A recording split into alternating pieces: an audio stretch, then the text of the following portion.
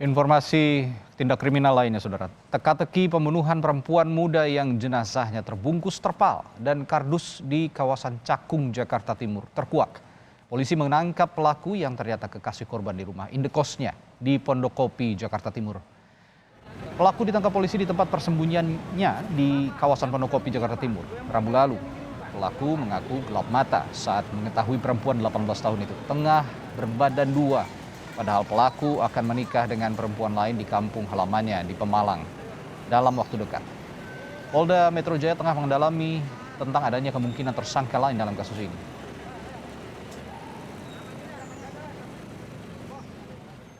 Ada informasi terkini terkait rencana rekonstruksi pembunuhan pada perempuan hamil yang jenazahnya ditemukan di pinggir Jalan Raya Bekasi Cakung Selasa lalu. Kita langsung tanyakan pada jurnalis Kompas TV Diana Valencia di sana. Di Polda Metro Jaya maksud saya.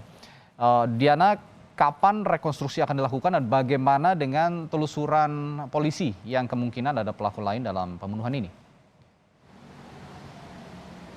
Ya, Radi dan juga saudara, jika sebelumnya ini pihak kepolisian dalam hal inilah Polda Metro Jaya sempat menjadwalkan prarekonstruksi pada kemarin hari Jumat 13 Agustus 2021, tapi nyatanya ditunda. Kemudian hari ini rencananya digelar kembali adanya rekonstruksi terkait kasus ini, tetapi kembali ditunda. Dan menurut informasi yang kami terima terakhir, nantinya rekonstruksi terkait kasus pembunuhan wanita hamil di Cakung, Jakarta Timur ini nantinya akan dilakukan pada Senin mendatang. Beberapa poin penting yang masih menjadi fokus pendalaman pihak kepolisian dalam hal inilah Dirkrimum Polda Metro Jaya ini adalah kemungkinan adanya pelaku lain, kemudian detail dan juga logika pembunuhan korban M yang dilakukan oleh pelaku AS, karena ada beberapa hal ataupun informasi yang masih janggal, seperti misalnya alasan ataupun penyebab pelaku memutuskan untuk membuang jenazah korban di tepi jalan ataupun jalan raya yang sekiranya cukup banyak dilewati oleh kendaraan ataupun orang. Kemudian adanya kenyataan bahwa korban pun dibungkus rapi sehingga memungkinkan adanya pelaku lain, tetapi saat ini masih terus ditelusuri oleh pihak kepolisian.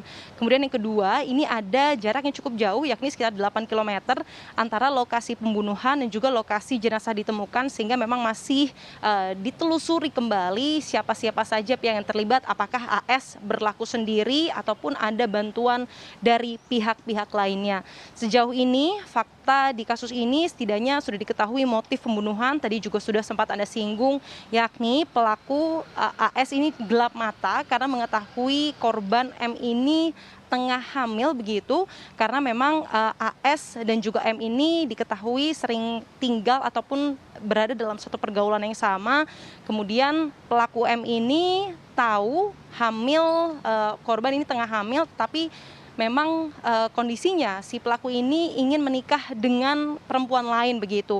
Kemudian cara untuk pembunuhannya ini juga sudah diketahui oleh pihak kepolisian, yakni korban M memang bekerja sebagai pekerja seks komersial ini dipancing begitu dalam tanda kutip dari indekosnya melalui pesanan fiktif yang dibuat oleh pelaku. Kemudian setelah dipancing keluar, kemudian dibawalah ke satu halte, dan dari halte ini dibawa ke lokasi pembunuhan yakni di sekitar Cakung, Jakarta Timur.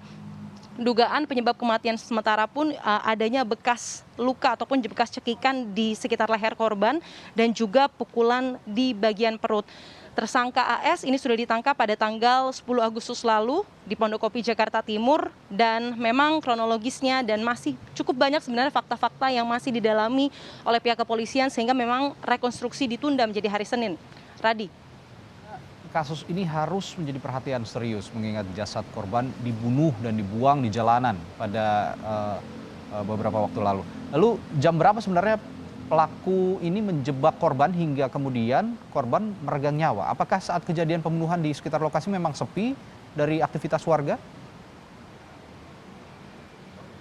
Terkait detail jam, memang ini masih jadi salah satu hal yang didalami oleh pihak kepolisian, Radi. Sekali lagi, pihak kepolisian pun juga harus menunda rekonstruksi karena masih mendalami keterangan dari pihak saksi ataupun tersangka. Sekali lagi, tersangka yang ditetapkan ini baru satu, tetapi memang masih terus digali informasi-informasinya terkait logika pembunuhan, detail pembunuhannya, terkait jam pemesanan yang dilakukan oleh pelaku terhadap korban, kemudian kapan sekiranya pembunuhan secara detail dilakukan dan siapa saja yang terlibat sekali lagi. Kemudian memang hukuman yang dijatuhkan oleh pelaku sejauh ini pasal 340 KUHP tentang pembunuhan berencana dengan ancaman hukuman mati atau seumur hidup. Radi. Ya, ini harus menjadi kewaspadaan kita bersama bahwa tindak kriminal bisa terjadi di mana saja dan harus diwaspadai bersama. Terima kasih, Adriana Valencia melaporkan langsung dari Mapolda Metro Jaya.